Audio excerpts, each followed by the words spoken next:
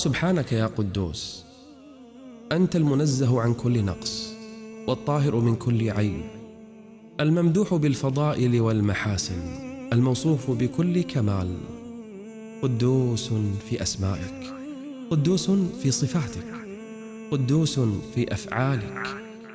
تقدس أن يكون لك شريك، تقدست عن الزوجة والولد، تقدست عن النوم، عن الموت، عن الفناء، ليس كمثلك شيء.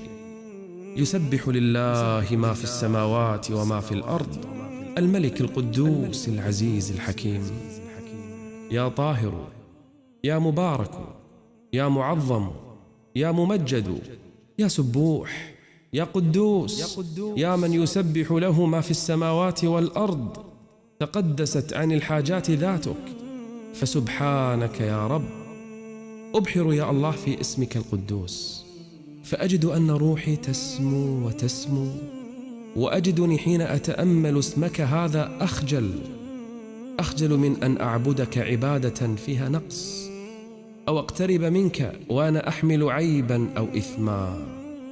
أستحي يا الله، عرفتك يا قدوس، ومذ عرفتك وأنا أبذل جهدي أن أطهر نفسي من الشهوات والملذات، من الحرام والشبهات، حتى أكون إليك أقرب، وأسعى جاهدا ألا أخطئ، ألا أعثر، لأنك قدوس تحب من قدس نفسه عن الذنوب والمعاصي.